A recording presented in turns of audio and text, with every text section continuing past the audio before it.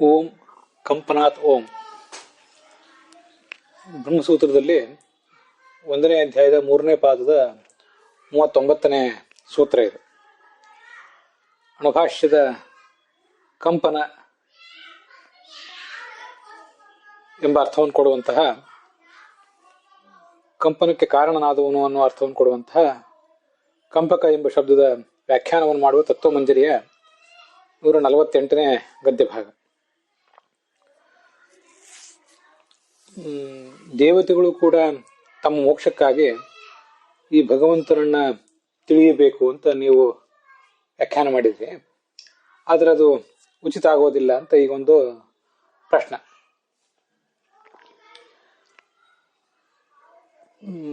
ಪ್ರೇರಕೋ ದೈವತೈರಪಿ ಜ್ಞೇಯೋ ನವೇದೈಹಿ ಶೂದ್ರಾದಿ ಅಂತ ಹಿಂದೆ ಬಂದಿದೆ. ದೇವತೆಗಳು ಭಗವಂತನನ್ನು ಯಾಕೆ ತಿಳಿಬೇಕು ಮೋಕ್ಷಕ್ಕಾಗಿ? ಅದು ಸರಿಯಲ್ಲ ಅಂತ ಪ್ರಶ್ನೆ. ಹಾಗಾದ್ರೆ ಯಾವುದನ್ನು ತಿಳಿಬೇಕು ಅಂದ್ರೆ, ಯದಿದಂ ಕಿಂಚ ಜಗತ್ ಸರ್ವಂ ಪ್ರಾಣಯೇಜತಿ ನಿಸ್ಸೃತಂ ಮಹದ್ಭಯಂ ವಜ್ರಮುದ್ಯತಂ ಏತದ್ವಿದು ಅಮೃತಾಸ್ತೆ ಭವಂತಿ ಅಂತ ಕಾಟಕ ಉಪನಿಷತ್ತಿನಲ್ಲಿ ವಜ್ರಜ್ಞಾನಾದೇವ ಮೋಕ್ಷೋಕ್ತೇ, ವಜ್ರವನ್ನು ತಿಳಿದ್ರೇನೆ ಮೋಕ್ಷ ಸಿಗ್ತದೆ ಅಂತ ವರ್ಣನೆ ಮಾಡಿದ್ದಾರೆ. ಬ್ರಹ್ಮಸೂತ್ರ ಭಾಷ್ಯದಲ್ಲಿ ಇತಿ ಉದ್ಯತ ವಜ್ರಜ್ಞಾನಾತ್ ಮೋಕ್ಷ ಶ್ರೂಯತೆ ಇತ್ಯಥೋ ಬ್ರವೀತಿ. ಉದ್ಯತ ಅಂದ್ರೆ ಮೇಲೆ ಎತ್ತಲ್ಪಟ್ಟಂಥದ್ದು, ಮಹಾ ಭಯಂಕರವಾದದ್ದು.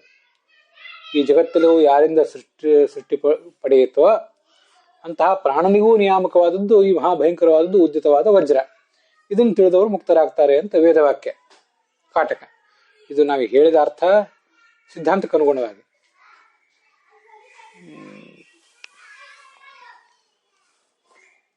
ಇಲ್ಲಿ ಉದ್ಯತವಾದ ವಜ್ರಜ್ಞಾನದ ಮೋಕ್ಷ ಆಗ್ತದೆ ಅಂತ ಹೇಳಿದಾರಲ್ಲ, ಹಾಗಾದ್ರೆ ವಜ್ರ ಅಂದ್ರೆ ಯಾರು ಅಂತ ಪ್ರಶ್ನೆ ಬಂದ್ರೆ ಅದಕ್ಕೆ ಕಂಪನಾತ್ ಎಂಬ ಸೂತ್ರ ಹೊರಟಿದೆ.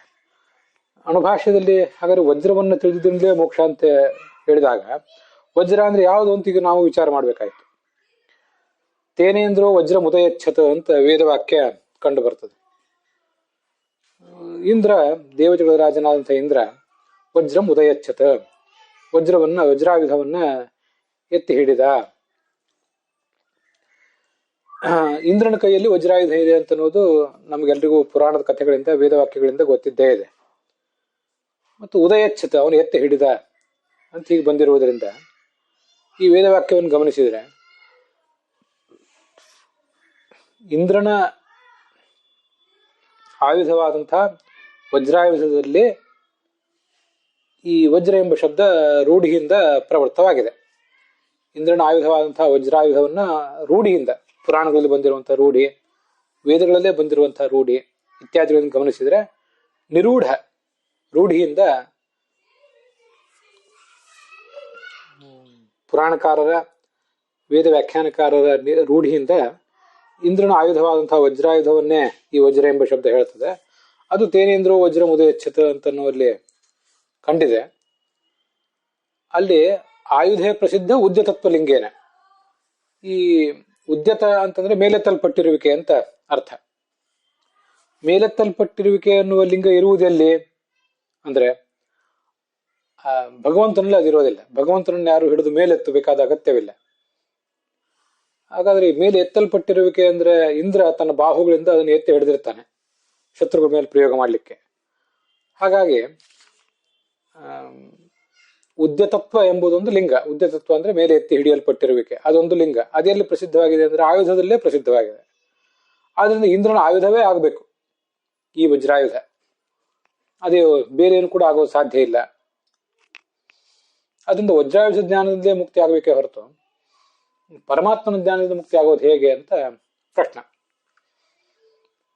ಅದಕ್ಕೆ ಕಂಪನಾತ್ ಎಂಬ ಸೂತ್ರ ಹೊರಟಿದೆ. ಅದನ್ನ ಆಚಾರ್ಯರು ಕಂಪಕ ಎಂಬ ಸೂತ್ರದಿಂದ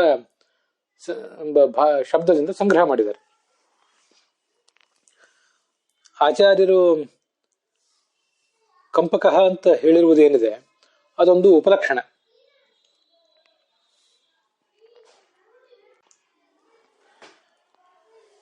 ಕಂಪಕತ್ವವನ್ನ ಪರಮಾತ್ಮನಲ್ಲಿ ಆಚಾರ್ಯ ಏನ್ ಹೇಳ್ತಿದ್ದಾರೆ ಅದು ಉಪಲಕ್ಷಣ. ಅಂದ್ರೆ ಬೇರೆ ಕೆಲವು ಧರ್ಮಗಳಿಗೂ ಕೂಡ ಸೂಚಕ. ಯಾವ ಧರ್ಮಗಳವು ಅದನ್ನ ಮುಂದಿನ 150ನೇ ಗದ್ಯ ಭಾಗದಲ್ಲಿ ಹೇಳ್ತಾರೆ. ಇಲ್ಲಿ ಉಪಲಕ್ಷಣ ಮೇತತ್ ಅಂತ ಇಷ್ಟು ಮಾತ್ರ ತಿಳ್ಕೊಳ್ಳೋಣ. ಇದು 149ನೇ ಗದ್ಯ ಭಾಗ. ಪೂರ್ವತ್ ಅನುಷಂಗ, ವಾಕ್ಯಗಳ ಜೋಡಣೆಯನ್ನ ಹಿಂದಿನಂತೆ ಮಾಡಬೇಕು. ಅದನ್ನು ಕೂಡ ವಾಕ್ಯ ಜೋಡಣೆ ಹೇಗೆ ಮಾಡ್ತಾರೆ ಅಂತ ತೋರಿಸ್ತಾರೆ ರಾಘವೇಂದ್ರ ಸ್ವಾಮಿಗಳು ಮುಂದಿನ ಭಾಗದಲ್ಲಿ.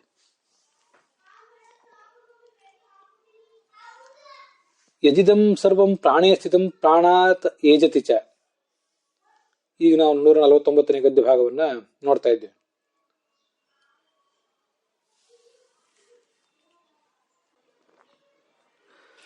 ಈ ಜಗತ್ತೆಲ್ಲವೂ ಕೂಡ ಇದಂ ಸರ್ವಂ, ಈ ಜಗತ್ತೆಲ್ಲವೂ ಕೂಡ ಪ್ರಾಣೇ ಸ್ಥಿತಂ, ಪ್ರಾಣನಲ್ಲಿದೆ, ಮತ್ತು ಪ್ರಾಣಾತ್ ಏಜತಿ ಚ, ಪ್ರಾಣನಿಂದಲೇ ಸಂಚಾರ ಮಾಡ್ತದೆ.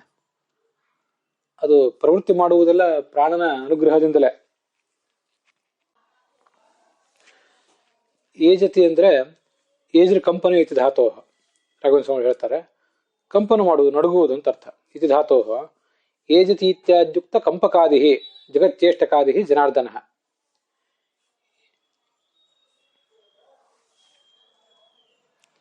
ಏಜತಿ ಎಂಬಲ್ಲಿ ಆ ಏಜತಿ ಅಂತ ಕ್ರಿಯಾಪದವನ್ನ ಪ್ರಯೋಗ ಮಾಡಿದೆಯಲ್ಲ ಉಪನಿಷತ್ತು, ಪ್ರಾಣ ಏಜತಿ ನಿಸೃತಂ ಅಂತ. ಏಜತಿ ಈ ಒಂದು ಕ್ರಿಯಾಪದ, ಅಥವಾ ಮತ್ತೆ ಎಲ್ಲೂ ಬೇರೆ ಯಾವುದೇ ಪ್ರಸಂಗದಲ್ಲಿ ಬಂದಿರುವಂತಹ ಯಾವುದೇ ಒಂದು ಕ್ರಿಯಾಪದ, ಅದರಿಂದ ತಿಳಿಯಲ್ಪಡುವುದು ಕಂಪಕತ್ವ ಮೊದಲಾದ ಗುಣಗಳು. ಇಲ್ಲಿ ಏಜತಿ ಅಂತ ಬಂದಿರುವುದರಿಂದ ಕಂಪಕತ್ವ ತಿಳಿಯಿತು. ಹಾಗೆ ಮತ್ತೊಂದು ಕಡೆ ಮತ್ತೊಂದು ಕ್ರಿಯಾಪದ ಏನಾದರೂ ಬಂದಿರ್ತದೆ, ಆದ್ರಿಂದ ಭಗವಂತನ ಮತ್ತೊಂದು ಗುಣ ತಿಳಿದು ಬರ್ತದೆ. ಏಜತಿ ಇತ್ಯಾದಿ ಅಂತಿದೆ, ಏಜತಿ ಇತ್ಯಾದಿ ಶಬ್ದಗಳು ಅಂತ. ಇತ್ಯಾದಿ ಶಬ್ದಗಳು ಅಂದ್ರೆ ಬೇರೆ ಬೇರೆ ವಾಕ್ಯಗಳಲ್ಲಿ ಬಂದಿರುವಂತಹ ಶಬ್ದಗಳು ಅಂತ ತಿಳ್ಕೊಳ್ಬೇಕು. ಇಲ್ಲಿ ಏಜತಿನ ಶಬ್ದ ಬಿಟ್ಟರೆ ಬೇರೆ ಶಬ್ದ ಬಂದಿಲ್ಲ. ಆದ್ರಿಂದ ಏಜತಿ ಇತ್ಯಾದಿ ಅನ್ನೋದ್ರಿಂದ ಇನ್ನು ಇತರ ಉಪನಿಷತ್ತು ಪುರಾಣ ವಾಕ್ಯಗಳಲ್ಲಿ ಬಂದಿರುವಂತಹ ಬೇರೆ ಶಬ್ದಗಳನ್ನು ನಾವು ಸಂಗ್ರಹಿಸಬೇಕು. ಆದ್ರಿಂದ ಒಂದೊಂದು ಕ್ರಿಯಾಪದದಿಂದ ಒಂದೊಂದು ಭಗವಂತನ ಗುಣ ತಿಳಿದು ಬರ್ತದೆ. ಕಂಪಕಾದಿ, ಜಗತ್ತಿನ ಚೇಷ್ಟ ಮಾಡಿಸುವವನು, ಜಗತ್ತಿನ ಸೃಷ್ಟಿ ಮಾಡುವವನು, ಜಗತ್ತಿನ ಪಾಲನೆ ಮಾಡುವವನು, ನಾಶ ಮಾಡುವವನು, ಅದಕ್ಕೆ ಬಂಧವನ್ನು ಕೊಟ್ಟು ಮೋಕ್ಷವನ್ನು ಕೊಡುವವನು, ಹೀಗೆಲ್ಲ ಜಗಚ್ಚೇಷ್ಟಕಾದಿ. ಕಂಪಕಾದಿ ಅನ್ನೋದಕ್ಕೆ ಅರ್ಥ ಜಗಚ್ಚೇಷ್ಟಕಾದಿ, ಜಗತ್ತಿನ ಚೇಷ್ಟೆ ಮೊದಲಾದ ಎಲ್ಲವನ್ನೂ ಕೂಡ ಮಾಡುವವನು ಈ ಜನಾರ್ದನ. ಆ ಭಗವಂತನನ್ನೇ ಅಲ್ಲಿ ಪರಿಗ್ರಹಿಸಬೇಕು. ಅಕಸ್ಮಾತ್, ಯಾವ ಕಾರಣದಿಂದ ಅಂದ್ರೆ ಲೋಕಪ್ರಸಿದ್ಧ ವಿಷ್ಣುಲಿಂಗೇನ ಚ ತದನ್ಯತ್ರ ಚ ವಾಚಕೈ. ಈ ವಜ್ರ, ಮಹದ್ಭಯ, ಪ್ರಾಣ ಇತ್ಯಾದಿ ಶಬ್ದಗಳಿವೆ ಅಲ್ಲ. ಕಾಟಿಕೋಪನಿಷತ್ನಲ್ಲಿ ಮಹದ್ಭಯ ಅಂತ ಶಬ್ದ ಇದೆ, ಪ್ರಾಣ ಅಂತ ಶಬ್ದ ಇದೆ, ವಜ್ರ ಅಂತ ಶಬ್ದ ಇದೆ. ಈ ಎಲ್ಲ ಶಬ್ದಗಳು ತದನ್ಯತ್ರ ಚ ವಾಚಕೈ, ವಿಷ್ಣುವನ್ನು ವರ್ಣನೆ ಜಗತ್ತನ್ನು ವರ್ಣನೆ ಮಾಡ್ತವೆ, ಜಗತ್ತಿನ ಮತ್ತು ಈ ಪರಮಾತ್ಮನನ್ನು ವರ್ಣನೆ ಮಾಡ್ತವೆ. ತತ್ವ ಅಂದ್ರೆ ಪರಮಾತ್ಮ, ಪರಮಾತ್ಮನನ್ನು ಈ ಶಬ್ದಗಳು ಹೇಳುವಂತೆ ಕಂಡು ಬರ್ತವೆ. ಪರಮಾತ್ಮನ ಹೊರತಾಗಿ ಜಗತ್ತನ್ನು ಹೇಳುವಂತೆ ಅವು ಕಂಡು ಬರ್ತವೆ. ಉಭಯತ್ರ ಪ್ರಸಿದ್ಧವಾದ ಶಬ್ದಗಳಿವೆಲ್ಲ. ಉಭಯತ್ರ ಅಂದ್ರೆ ಪರಮಾತ್ಮನಲ್ಲಿಯೂ ಇತರ ಜಗತ್ತಿನಲ್ಲಿಯೂ ಪ್ರಸಿದ್ಧವಾದ ಶಬ್ದಗಳು. ಹೀಗೆ ತದನ್ಯತ್ರ ಚ, ತತ್ ಅನ್ಯತ್ರ ಚ, ವಿಷ್ಣುವಿನಲ್ಲಿಯೂ ಮತ್ತು ಅನ್ಯತ್ರ ಬೇರೆದರಲ್ಲಿಯೂ ಕೂಡ ಪ್ರಸಿದ್ಧವಾದಂತಹ ಇವೆಲ್ಲ ಶಬ್ದಗಳಿವು. ವಜ್ರ ಮತ್ತು ಉದ್ಯತ ಶಬ್ದ, ಮಹದ್ಭಯ, ಪ್ರಾಣ ಇತ್ಯಾದಿ ಶಬ್ದಗಳು. ಅವು ಯಾಕೆ ವಿಷ್ಣುವಿನಲ್ಲಿಯೂ ವಾಚಕವಾಗಿವೆ ಮತ್ತು ಬೇರೆ ಕಡೆನೂ ವಾಚಕವಾಗಿವೆ, ಅರ್ಥಾತ್ ಉಭಯ ವಾಚಕವಾಗಿವೆ ಅಂದ್ರೆ ಲೋಕಪ್ರಸಿದ್ಧ ವಿಷ್ಣುಲಿಂಗೇನ ಚ, ಜಗತ್ತಿನಲ್ಲಿ ಈ ವಜ್ರ, ಉದ್ಯತ ಇತ್ಯಾದಿ ಶಬ್ದಗಳನ್ನು ಬೇರೆ ಬೇರೆ ಅರ್ಥವನ್ನು ಹೇಳಲಿಕ್ಕೆ ಪ್ರಯೋಗ ಮಾಡಿದ್ದಾರೆ, ನಮ್ಗದು ಗೊತ್ತಿದ್ದೇ ಇದೆ. ಇದು ಲೋಕದ ಪ್ರಸಿದ್ಧಿ, ಜನಸಾಮಾನ್ಯರಲ್ಲಿ ಇರುವಂತಹ ಒಂದು ರೂಢಿ. ಮತ್ತೆ ವಿಷ್ಣುಲಿಂಗೇನ ಚ, ವಿಷ್ಣುವಿನದೇ ಲಿಂಗಗಳಿವೆ ಅಲ್ಲ. ಇಲ್ಲಿ ಕಂಡು ಬಂದಿರುವಂತಹ ವಿಷ್ಣುವಿನ ಲಿಂಗಗಳೇ ಆಗಿವೆ. ಅದು ನಮಗೆ ಶಾಸ್ತ್ರ ಹೇಳ್ತದೆ. ಲೋಕದ ರೀತಿಯಿಂದ ಮಹದ್ಭಯ, ವಜ್ರ, ಪ್ರಾಣ ಇತ್ಯಾದಿ ಶಬ್ದಗಳು ಈ ವಜ್ರಾಯುಧ ಮೊದಲಾದವುಗಳನ್ನು ಹೇಳ್ತವೆ ಅಂತ ರೂಢಿಯಿಂದ ನಮಗೆ ತಿಳಿದು ಬಂದಿದೆ. ಆದ್ರಿಂದ ಲೌಕಿಕ ವಸ್ತುಗಳಿಗೆ ವಜ್ರ ಮೊದಲಾದ ಲೌಕಿಕ ವಸ್ತುಗಳಿಗೆ ವಾಚಕ ಆದವು. ಇನ್ನು ವಿಷ್ಣುವಿನಲ್ಲೇ ಕಂಡು ಬಂದಿರುವ ಲಿಂಗಗಳಿವು ಅನ್ನುವ ಕಾರಣಕ್ಕಾಗಿ ಅವು ವಿಷ್ಣುವಿಗೂ ವಾಚಕವಾಗಿವೆ. ಅದಕ್ಕಾಗಿ ತದನ್ಯತ್ರ ಚ ವಾಚಕೈಹಿ ಅಂತ ಹೇಳಿರೋದು. ತತ್ ವಿಷ್ಣುವನ್ನ ಮತ್ತು ಅನ್ಯತ್ರ ಚ ಬೇರೆಯವರನ್ನು ಕೂಡ ಈ ಶಬ್ದಗಳು ವರ್ಣನೆ ಮಾಡ್ತವೆ. ಯಾವ ಶಬ್ದಗಳು? ವಜ್ರ, ಉದ್ಯತ, ಮಹದ್ಭಯ, ಪ್ರಾಣ ಇತ್ಯಾದಿ ಎಲ್ಲಾ ಶಬ್ದಗಳು. ಸರ್ವಶಬ್ದೈ, ಎಲ್ಲಾ ಶಬ್ದಗಳಿಂದಲೂ ಕೂಡ ಏಕಃ ಜನಾರ್ದನೇವ ಮುಖ್ಯತಃ ವಾಚ್ಯ. ಒಬ್ಬನೇ ಜನಾರ್ದನನೇ ಮುಖ್ಯತಃ ವಾಚ್ಯ. ಹೇಗೆ ಮುಖ್ಯತಃ ಅವನೇ ವಾಚ್ಯ? ವಜ್ರ ಇತ್ಯಾದಿ ಶಬ್ದಗಳಿಂದಲೂ ಅವನು ವಾಚ್ಯನಾಗುವುದು ಹೇಗೆ ಅಂದ್ರೆ, ವರ್ಜನಾದ್ವಜ್ರಂ ಇತ್ಯಾದಿ ಯೋಗ ರೂಢಿಭ್ಯಾಂ ವಾಚ್ಯ. ಈ ಜಗತ್ತಿನಲ್ಲಿ ನಿಮಗೆ ವಜ್ರ ಅಂದ್ರೆ ಇಂದ್ರನ ಕೈಯಲ್ಲಿರುವಂತಹ ವಜ್ರಾಯುಧ ಅಂತ ಜನಸಾಮಾನ್ಯರಿಗೂ ಗೊತ್ತಿರುವುದರಿಂದ ಪುರಾಣದ ವಾಕ್ಯಗಳನ್ನು ಗಮನಿಸಿದ್ರಿಂದ ತಿಳಿದು ಬರಬಹುದು. ಅದು ಮುಖ್ಯ ಅಲ್ಲ. ಯಾವುದೋ ಒಂದು ರೂಢಿ ಅಂತ ಅನ್ನೋದು ಮುಖ್ಯ ಅಲ್ಲ. ಅಜ್ಞಜನರ ರೂಢಿ ಮುಖ್ಯ ಅಲ್ಲ. ನಮಗೆ ವಿದ್ವಜ್ಜನರ ರೂಢಿ ಮುಖ್ಯ. ಜ್ಞಾನಿಗಳಾದವರು ಒಂದು ಶಬ್ದವನ್ನು ಎಲ್ಲಿ ರೂಢಿಯಿಂದ ಪ್ರಯೋಗ ಮಾಡ್ತಾರೆ ಅನ್ನೋದು ಮುಖ್ಯ. ಅದಕ್ಕೆ ಮಹಾರೂಢಿ ಅಂತ ಹೇಳ್ತಾರೆ. ಮಹಾಯೋಗ ಅಂದ್ರೆ ಯೌಗಿಕವಾಗಿ ಒಂದು ಶಬ್ದದ ಧಾತು, ಅದರ ಪ್ರತ್ಯಯ ಇತ್ಯಾದಿಗಳನ್ನು ಗಮನಿಸಿದಾಗ ಅದು ಕೆಲವು ಸರಿ ಯಾವುದೋ ಲೌಕಿಕ ವಸ್ತುಗಳನ್ನು ಹೇಳುವಂತೆ ಕಾಣಿಸ್ತದೆ. ಅದು ಒಂದು ಸಾಮಾನ್ಯ ಯೋಗ. ಮಹಾಯೋಗದಿಂದ ಅದು ಭಗವಂತನನ್ನೇ ಹೇಳ್ತದೆ. ಉದಾಹರಣೆಗೆ ಅಗ್ನಿ ಅನ್ನೋದು ಚಲನರಹಿತವಾದ ಜಗತ್ತಿಗೆ ಚಲನೆಯನ್ನು ಕೊಟ್ಟದ್ದು ಅಂತ ಇದು ಯೋಗ.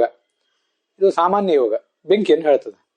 ಆದರೆ ಚಲನರಹಿತವಾದ ವಸ್ತುವಿಗೆ ಚಲನವನ್ನು ಕೊಡುವ, ಅಗ್ನಿಗೂ ಚಲನವನ್ನು ಕೊಡುವಂತಹ ಮಹಾಯೋಗ ಇರುವುದು ಎಲ್ಲಿ ಅಂದ್ರೆ ಅದು ಭಗವಂತನಲ್ಲಿ. ಹೀಗೆ ಯೋಗದಲ್ಲಿಯೂ ಕೂಡ ಸಾಮಾನ್ಯ ಯೋಗ, ಮಹಾಯೋಗ ಅಂತ ಎರಡಿವೆ. ಹಾಗೆ ರೂಢಿಯೂ ಕೂಡ ಅಜ್ಞ ರೂಢಿ, ವಿದ್ವದ್ ರೂಢಿ ಅಂತ ಎರಡಿವೆ. ಅಜ್ಞರಾದವರು ಬಹಳ ಶಾಸ್ತ್ರಗಳನ್ನೇನು ಓದಿ ಬಲ್ಲವರಲ್ಲ. ಆದ್ರಿಂದ ಅವ್ರು ಯಾವುದೋ ಶಬ್ದವನ್ನು ಎಲ್ಲಿಯೋ ಬಳಕೆ ಮಾಡ್ತಾರೆ ತಮ್ಗೆ ಗೊತ್ತಿರುವ ಸೀಮಿತ ಅರ್ಥದಲ್ಲಿ.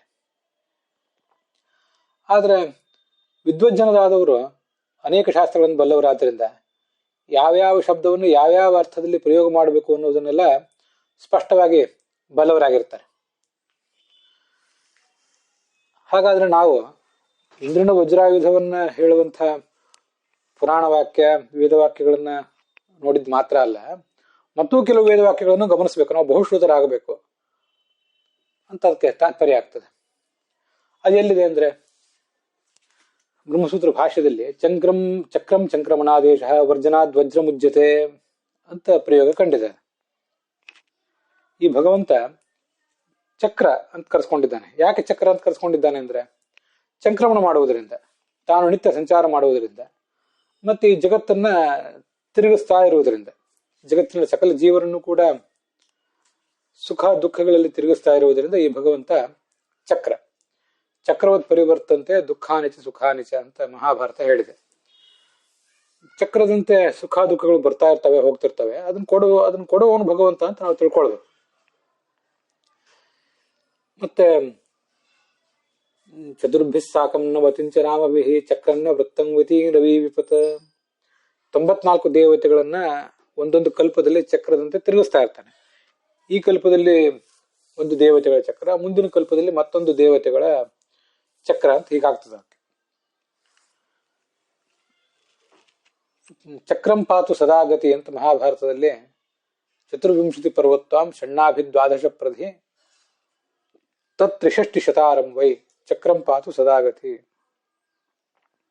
24 ಪರ್ವಗಳುಳ್ಳಂಥ, ಷಣ್ಣಾಭಿ 6 ನಾಭಿಗಳುಳ್ಳಂಥ, 360 ಅರಗಳುಳ್ಳಂಥ ಚಕ್ರ ನಮ್ಮನ್ನು ಯಾವಾಗಲೂ ಕಾಪಾಡಲಿ ಅಂತ ಹೀಗೆಲ್ಲ ಇದೆ. ಅದರಿಂದ ಅವನೇ ತಾನು ತಿರುಗುವುದರಿಂದ, ತಾನು ಸದಾ ಗತಿಶೀಲನಾದ್ರಿಂದ, ಜಗತ್ತನ್ನು ತಿರುಗಿಸ್ತಾ ಇರುವುದರಿಂದ ಅವನೇ ಚಕ್ರ.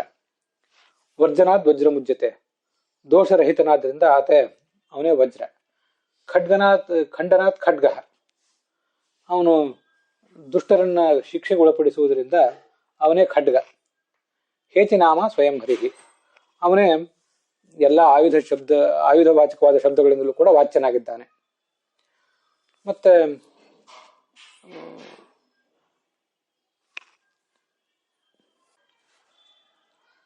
ವಿಷ್ಣು ಸಹಸ್ರನಾಮದಲ್ಲೂ ಕೂಡ ಮಹೇಶ್ವಾಸೋ ಮಹೀಭರ್ತ ಇತ್ಯಾದಿ ಕಡೆಗಳಲ್ಲಿ ಅವನನ್ನು ಮಹೇಶ್ವಾಸ, ದೊಡ್ಡ ಧನುಸ್ಸಿನ ರೂಪದಲ್ಲಿರುವವನು ಅಂತಲೂ ವರ್ಣನೆ ಮಾಡಿದ್ದಾರೆ. ಮಹೇಶ್ವಾಸ ಎಂಬ ಶಬ್ದಕ್ಕಿರುವ ಅನೇಕ ಅರ್ಥಗಳಲ್ಲಿ ಅವನೇ ಧನುಸ್ಸಿನ ರೂಪದಿಂದಿದ್ದಾನೆ ಅನ್ನುವುದು ಒಂದು ಅರ್ಥ. ಆದ್ರಿಂದ ಅವನೇ ಎಲ್ಲ ಆಯುಧವಾಚಕವಾದ ಸಕಲ ಶಬ್ದಗಳಿಂದಲೂ ಅವನೇ ವಾಚ್ಯ. ನತು ಇಂದ್ರಾಯುಧಂ, ಇಂದ್ರನ ಕೈಯಲ್ಲಿರುವಂತಹ ಆಯುಧ ಇದರಿಂದ ವಾಚ್ಯವಲ್ಲ. ಏಕಃ ಜನಾರ್ದನ ಏವ ಮುಖ್ಯತಃ, ಒಬ್ಬನೇ ಜನಾರ್ದನನೇ ಮುಖ್ಯವಾಗಿ ಈ ವಜ್ರ ಇತ್ಯಾದಿ ಶಬ್ದಗಳಿಂದ ವಾಚ್ಯ. ಅಮುಖ್ಯವಾಗಿ ಮತ್ತೆ ವಜ್ರಾಯುಧವೋ ಮತ್ತೇನೋ ವಾಚ್ಯವಾಗಿರಬಹುದು, ಇಲ್ಲ ಅಂತಲ್ಲ. ಮುಖ್ಯವಾಗಿ ಇವನೇ ವಾಚ್ಯನಾಗಿದ್ದಾನೆ ಅಂತ ಅದರ ತಾತ್ಪರ್ಯ ಆಗ್ತದೆ.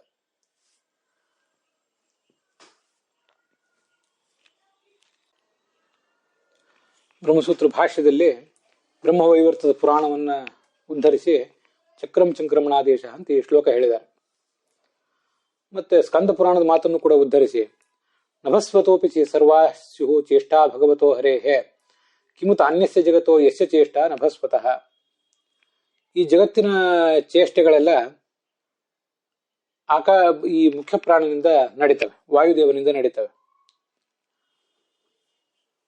ಅಂಥ ಮುಖ್ಯ ಪ್ರಾಣನ ಚಟುವಟಿಕೆಗಳೇ ಭಗವಂತನಿಂದ ನಡೆಯುವಂಥವು.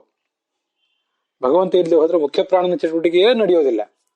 ಹಾಗಿರುವಾಗ ಈ ಜಗತ್ತಿನ ಚಟುವಟಿಕೆಯೂ ಕೂಡ ಮೂಲತಃ ಪರಮಾತ್ಮನಿಂದಲೇ ನಡೀತಾವೆ ಅಂತ ನಾವೇನಾದರೂ ಪ್ರತ್ಯೇಕವಾಗಿ ಹೇಳಬೇಕಾಗಿದೆಯೇನು? ಹಾಗೇನು ಹೇಳಬೇಕಾದ ಅಗತ್ಯವಿಲ್ಲ ಅಂತದರ ತಾತ್ಪರ್ಯ.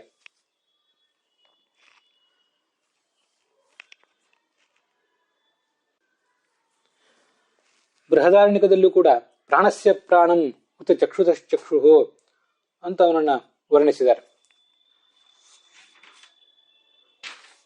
ಚಕ್ಷುರಿಂದ್ರಿಯಕ್ಕೂ ಕೂಡ ನೋಡುವ ಶಕ್ತಿಯನ್ನು ಕೊಟ್ಟವನು ಅದೇ ಪ್ರಾಣನೇ. ಮತ್ತೆ ಪ್ರಾಣಕ್ಕೂ ಪ್ರೇರಕನು ಅವನೇ ಆಗಿದ್ದಾನೆ ಅಂತ ಅಲ್ಲಿ ವರ್ಣನೆ ಬಂದಿದೆ. ತೈತರಿಯ ಉಪನಿಷತ್ನಲ್ಲಿ ಕೋಹ್ಯೇವ ಅನ್ಯಾತ್ ಕಃ ಪ್ರಾಣ್ಯಾತ್ ದೇಶ ಆಕಾಶ ಆನಂದೋ ರಸ್ಯಾತ್. ಕೋಹ್ಯೇವ ಅನ್ಯಾತ್, ಆನಂದ ರೂಪನಾದ ಪರಮಾತ್ಮನ ಪ್ರೇರಣೆ ಇಲ್ಲದೆ ಹೋದ್ರೆ ಈ ಜಗತ್ತಿನಲ್ಲಿ ಯಾರಾದರೂ ಏನಾದರೂ ಚಟುವಟಿಕೆ ಮಾಡ್ಲಿಕ್ಕೆ ಸಾಧ್ಯವೇನೋ? ಕಃ ಪ್ರಾಣ್ಯಾತ್, ಯಾರಾದರೂ ಏನಾದರೂ ಉಸಿರಾಡ್ಲಿಕ್ಕಾದ್ರೂ ಸಾಧ್ಯವೇನೋ? ಯಾವುದು ಸಾಧ್ಯ ಇಲ್ಲ, ಎಲ್ಲ ಭಗವಂತನೇ. ಆದ್ರಿಂದ ಉದ್ಯತವಾದ ವಜ್ರ ಅಂದ್ರೆ ಸದಾ ಸನ್ನದ್ಧನಾದಂಥ, ಭಕ್ತರ ರಕ್ಷಣೆಗೆ ಸದಾ ಸನ್ನದ್ಧನಾದಂಥ ಆ ಭಗವಂತನನ್ನೇ ಇಲ್ಲಿ ಉದ್ಯತವಾದ ವಜ್ರ ಅಂತ ನಾವು ತಿಳಿದುಕೊಳ್ಬೇಕು. ವಜ್ರ ಎಂಬ ಶಬ್ದಕ್ಕೆ ವಜಗತವು ಅಂತನೂ ಋಗ್ಭಾಷೆಯಲ್ಲಿ ಅರ್ಥ ಹೇಳಿದ್ದಾರೆ. ಜ್ಞಾನ ಸ್ವರೂಪ, ವಜ ಅಂದ್ರೆ ಜ್ಞಾನ ಸ್ವರೂಪ, ರ ಅಂದ್ರೆ ಆನಂದ ಸ್ವರೂಪ, ಆ ಅರ್ಥವನ್ನು ಕೂಡ ಹೇಳಿದ್ದಾರೆ. ಆದ್ರಿಂದ ಜ್ಞಾನ ಸ್ವರೂಪನು ಆನಂದ ಸ್ವರೂಪನು ಆದ್ರಿಂದ ಆ ಭಗವಂತನೇ ವಜ್ರ ಅಂತ ಅಲ್ಲಿ ವರ್ಣಿತ ಆಗಿದೆ.